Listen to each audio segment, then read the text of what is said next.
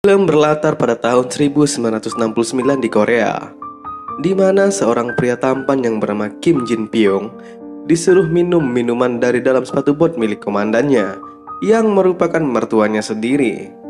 Hal itu untuk merayakan keberhasilan Kim yang berhasil memimpin skuadronnya saat perang di Vietnam beberapa waktu yang lalu.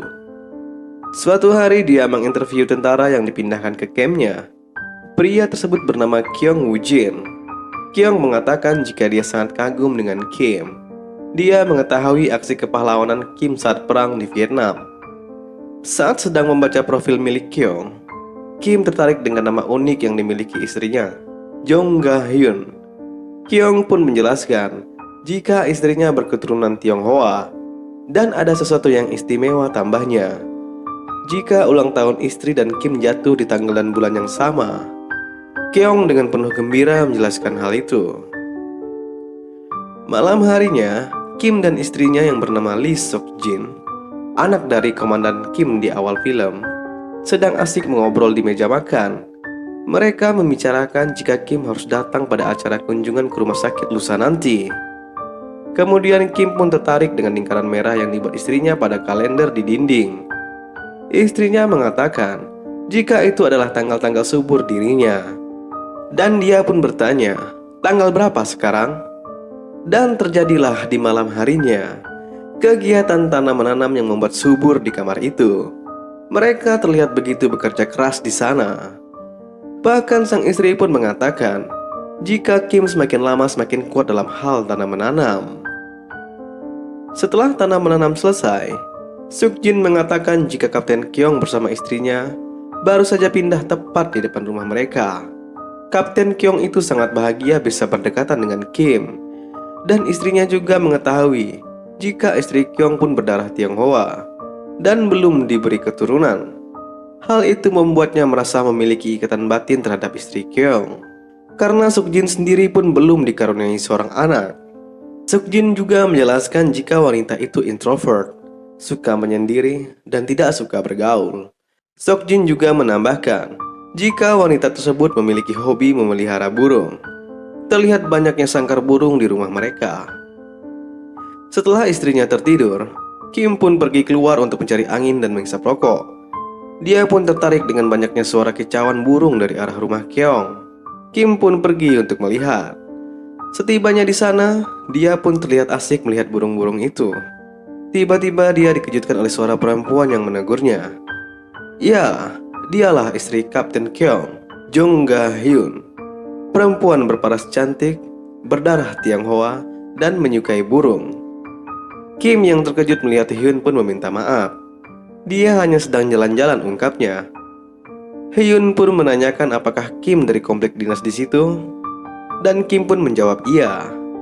Lalu masuklah Hyun ke dalam rumahnya dan meninggalkan Kim sendirian di luar. Keesokan harinya, Kim bertemu dengan seorang dokter. Di sini dijelaskan jika Kim mengalami pasca trauma akibat perang. Dia sering bermimpi tentang kejamnya dirinya saat perang dulu. Untuk menyembuhkannya, dokter pun memberikan obat kepada Kim. Hari kunjungan ke rumah sakit yang telah direncanakan istrinya tempo hari pun tiba. Di sini dia, Sok Jin dan istri-istri perwira lainnya bersiap berfoto akan kunjungan itu. Mereka pun dikejutkan dengan kedatangan Ga Hyun di sana. Sok Jin pun memperkenalkan Ga Hyun adalah istri dari Kyung Woo Jin, perwira yang baru saja pindah. Dan mereka pun berfoto bersama. Setelah itu mereka semua pun pergi ke lantai atas untuk melihat kondisi pasien. Pasien yang disawat di sana rata-rata adalah korban dari perang Vietnam. Kemudian Sok Jin istri Kim pun membantu seorang pasien yang meminta pertolongan. Pasien tersebut meminta Sok Jin untuk membantunya berdiri. Secara tiba-tiba, pasien tersebut mengambil pisau yang berada di bawah bantalnya. Ga Hyun yang melihat hal itu berusaha menolong Sok Jin hingga membuat dirinya menjadi sandera pasien itu. Terjadilah kepanikan di sana. Kim pun berusaha menenangkan pasien tersebut. Ternyata pasien itu mengalami trauma. Dia merasa dirinya masih berada di Vietnam dan dia pun meminta untuk dipulangkan ke Korea. Kim pun berusaha menenangkannya dan menjelaskan jika dia sekarang sudah berada di Korea. Setelah berhasil menenangkan dan memisahkan Hyun, Secara tiba-tiba pasien itu mengambil pistol milik Kim. Ternyata pasien tersebut malah mau menembakkan pistol itu ke dirinya sendiri. Saat Kim akan menghentikan pasien itu, pistol itu pun tertembak. Naas, Ga-hyun lah yang harus menjadi korban. Dia tertembak secara tak sengaja oleh pasien itu. Kim pun berusaha memastikan keadaannya. Untung saja, peluru tidak mengenai bagian vitalnya. Malahan Ga-hyun sibuk mencari antingnya yang terlepas akibat tembakan itu. Kim yang melihat reaksi Ga-hyun itu hanya bisa terkejut melihat ketenangan yang dimiliki Ga-hyun. Karena insiden itu, Kyung pun memukul dengan keras pasien itu. Karena pasien tersebut membuat istrinya harus terluka.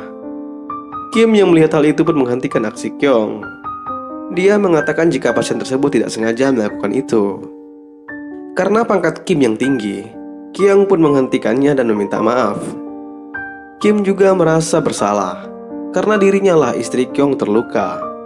Karena hal itu dia pun meminta izin kepada Kyung untuk menjenguk istrinya.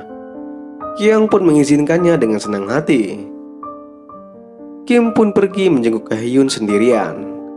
Di dalam sana Ga-hyun ternyata sedang dijenguk oleh ibunya. Di sini Ga-hyun terlihat tidak senang dengan kedatangan ibunya. Dia malah mengatakan jika ibunya jangan pernah kembali lagi. Sang ibu yang terlihat cuek pun akhirnya pergi meninggalkan mereka berdua. Di sini Kim menjelaskan jika dia ingin minta maaf dan menjenguk dirinya. Bahkan Kim membawakan bunga dan makanan kaleng untuk Ga-hyun. Bukan itu saja, dia juga membawakan anting yang hilang saat insiden kemarin. Ga-hyun di sini pun terlihat mulai gatal. Dia malah menyuruh Kim untuk memasangkan anting di telinganya. Sama saja, Kim pun terlihat berseri-seri saat memasangkan anting itu. Woi, istri orang woi. Astaga. Dan Ga-hyun pun tersenyum. Hari-hari pun berlalu. Kim terus teringat akan pertemuannya dengan Ga-hyun di rumah sakit. Sampai-sampai istrinya berbicara pun tak didengarkannya. Ternyata istrinya mengatakan jika di hari itu mereka akan piknik bersama Kyung dan istrinya. Akhirnya mereka pun piknik bersama. Di sana Kyung menceritakan aksi heroik saat Kim berada di Vietnam dulu. Dia menceritakannya dengan bahagia dan rasa bangga terhadap Kim. Tak lama kemudian Kyung izin untuk mengambil minuman di mobil. Dan istrinya juga meminta izin untuk pergi ke toilet. Kim dan Ga-hyun pun berduaan di sana. Mereka berdua pun berbincang. Ga-hyun ini memang gatal. Dia mengatakan kepada Kim jika dia selalu teringat akan kunjungan Kim di rumah sakit tempo hari. Dia selalu tersenyum jika mengingat hal itu. Kim pun juga mengatakan jika dia seharian terakhir selalu memikirkan Ga-hyun. Emang anjay. Mereka berdua pun terdiam sejenak karena itu. Ga-hyun pun berusaha mengalihkan kecanggungan itu. Dia mengambil korek api milik Kim dan mengatakan jika dia menyukai desainnya. Kim yang terlihat begitu canggung langsung memasukkan korek tersebut ke dalam tas Ga-hyun. Raut wajah Ga-hyun pun terlihat tersipu-sipu karena itu. Di waktu perjalanan pulang, Kim masih sempat-sempatnya mencuri pandangan ke Ga-hyun yang duduk di belakang bersama istrinya. Suatu hari, Kim dan Kyung sedang nyantai bersama di sebuah klub musik milik teman Kim. Di sana mereka menikmati lagu dari pemutar musik piringan hitam. Saat asik berbincang, Kyung ditegur oleh Hakso. Hakso sendiri adalah keluarga dari Kyung.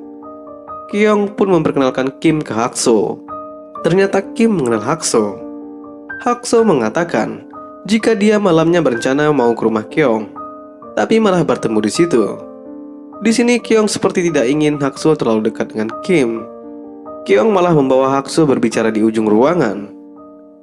Singkat cerita, pada suatu malam telah diadakan sebuah acara. Acara tersebut dihadiri oleh petinggi-petinggi militer seperti komandan mertua Kim hingga seorang legend yang bernama Chanmo. Legend Chanmo tiba-tiba tertarik dengan wanita cantik berbaju pink di samping Sukjin. Ya, itu adalah Ga-hyun. Sang legend pun berkenalan dengan Ga-hyun dan suaminya Kyung. Legend tersebut sangat mengagumi kedua pasangan muda itu. Dan legend itu memang tertarik dengan Ga-hyun. Dia pun meminta izin kepada Kyung untuk membawa Ga-hyun berdansa. Kyung yang memang penjilat pun tak bisa menolak permintaan tersebut. Di sini yang malah terlihat cemburu malah si Kim. Wajahnya terlihat tidak enak ketika disuruh Legend untuk mengubah lagu bertema dansa. Tapi bukannya mengubah lagu, dia malah akan menyumbangkan lagu untuk Legend. Dia pun ditegur mertuanya karena hal itu. Gahyun pun segera meminta Legend untuk mengajarkannya cara berdansa. Legend cabul itu pun akhirnya berdansa dengan Gahyun. Kim pun tidak menyanyi melihat hal itu. Di sini bisa dikatakan jika Kim sangat cemburu, anjay. Dan Legend itu memang cabul. Tangannya memegang bagian belakang tubuh Gahyun yang terbuka. Tak lama berselang, Gahyun menemui Kim yang berada di toilet. Gahyun mengatakan jika dia berterima kasih atas perbuatan yang dilakukan Kim tadi. Dia pun mendekati Kim. Lalu tiba-tiba Kim menyerang bibir Gahyun. Bukannya melawan, Gahyun malah membalas serangan itu. Emang anjay. Aksi mereka terhenti dikarenakan ada yang mengetuk pintu toilet itu. Sesaat itu mereka pun saling memandang.